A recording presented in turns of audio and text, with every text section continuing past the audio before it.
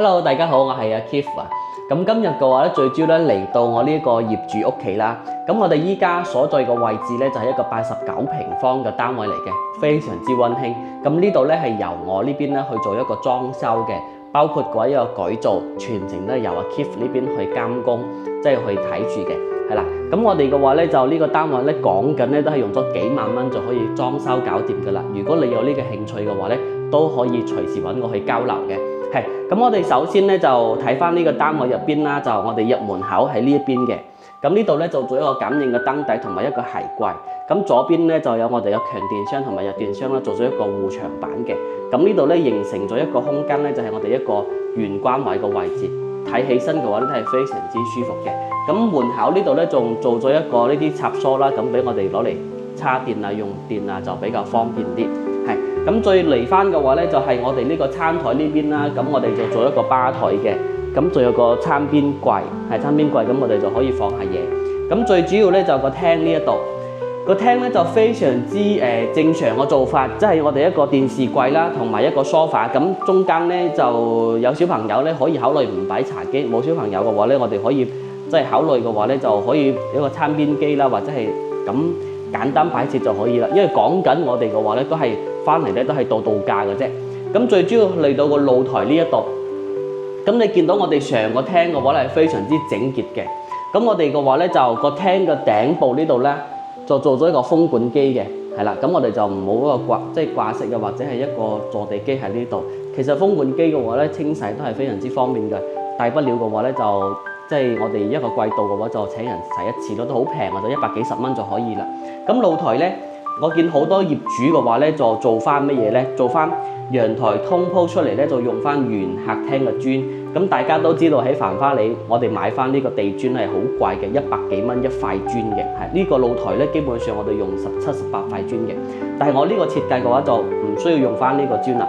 咁因為我睇咗一啲網上嘅圖片都覺得，原來我哋個廳咧鋪木紋磚咧都幾搭配喎，係啦，即係搭翻嚟個色調咧都好啱我哋呢個單位。所以咧，我哋係低成本去做咗呢個通鋪。咁再到個露台呢邊咧，咁好多人咧就會做一個洗衣機櫃啦。咁呢度當然啦都係一樣嘅。咁我呢度個設計嘅話咧，就係呢度咧，我哋做咗一個隱藏式嘅洗衣機，就喺入邊嘅。咁平時洗完衫、掛完衫放好，咁我哋個洗衣機櫃門一冚咧，呢個地方咧就比較即係一個休閒一個地方啦。咁右邊嘅話咧就掃地機器人啦，依家多數都係必備嘅啦，係平時我哋喺香港啊都可以遙控個出嚟去掃下地啊、拖下地嘅啦。咁呢個咧就我哋一個露台櫃嘅設計，係咁嘅話咧就最主要嘅呢度改動係咩咧？因為呢度咧係89平方3房1個廁所嘅。咁我哋呢個3房1個廁所嘅設計嘅話咧，我哋呢邊嘅話咧就改咗一個廁所，係呢個廁所咧本身咧就係我哋一個灰色嘅瓷磚嚟嘅，地下啦同埋個牆身都係。咁咧因為有啲人覺得一個洗手間唔係好好用啦，咁呢度咧就改造咗咧，就做咗乾濕分區嘅。咁我哋嘅話咧就同埋做到呢個比較好咧，就係個廁所比較光猛。我哋個牆身咧就用咗呢個油光磚，係啦，咁咧就顯起身嘅話咧就比較光猛啲個廁所。咁出邊嘅話咧就做咗洗手盆，正常嘅做法。咁入邊嘅話咧就即係做咗乾濕分區啦。咁我哋成個廁所呢度嘅話咧，廁所地下呢塊板咧都係做咗一個防滑嘅，係呢啲岩板嚟嘅，就成一體化坐落去嘅。咁咧呢度個去水位咧自己自然咁流去嗰邊嘅。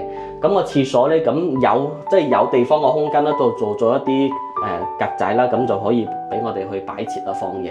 咁個馬桶嘅上邊咧都係做咗個櫃啦，可以收納。平時我哋放下紙巾啦，呢啲啦，多數嗰啲化妝品啊，或者我哋一啲即係沖涼嗰啲用品啊，都可以擺喺嗰度嘅。咁就3間房咧就比較簡單同埋普通嘅。咁我哋因為呢個3房設計住嘅人唔係好多，大家多數都係攞嚟度假為主嘅，所以我哋細房嘅話咧就整體嘅細房咧就做咗一個落地個衣櫃啦。咁我哋相對於我哋嘅衣帽間，咁個衣帽間嘅話咧，其實因為平時可能我哋即係去旅遊去玩嘅話咧，咁仲有一啲皮夾啊，或者我哋就可以放喺呢度嘅行李箱就可以擺喺呢度嘅。咁呢度咧直接咧就係冇地腳噶啦，咁一推入去就唔使抽嘅，比較方便啲。咁平時嘅話咧就上邊咧做一啲收納嘅，係啦。咁就客房嘅話咧就做咗一個榻榻米，係呢個塔塔買咧就睇起身有少少唔同嘅，因為我哋呢個單位嘅設計嘅元素咧，最主要係整潔為主。咁業主嘅話咧，都係想即係簡簡單單同埋比較即係整潔嘅。咁我哋呢度咧做咗一個斗櫃，平時呢度你放衫啊放嘢都係完全夠噶啦，因為客房。咁呢個床咧都留翻係比較大嘅，有6尺嘅床。咁我做咗個床頭櫃，係啦。咁整體嘅色調嘅話咧，個牆身咧就改咗嘅，即係改咗乳膠漆嘅。主人房咧都好簡單嘅，兩邊放個床頭櫃，然之後窗台做個墊，咁我哋做一個梳妝台咁就 OK 噶啦。因為隔離嘅話咧就已經有翻呢個衣帽間啦，係啦。咁我哋見翻呢度上個單位一個整體一個色調嘅搭配啦，其實都係還可以嘅。咁包括嘅話咧，呢度咧個樓層係比較低啲嘅，光線嘅話咧都係完全唔差嘅。改造咗之後嘅話咧，即係眼前一亮嘅，係啦。咁如果大家有呢個裝修嘅需要嘅話咧，其實我哋可以去交流嘅。如果你依家屋企裝修緊啦，咁隨時嘅話都可以揾我去呢邊去做交流啦，需要我監工咧都係可以出聲嘅。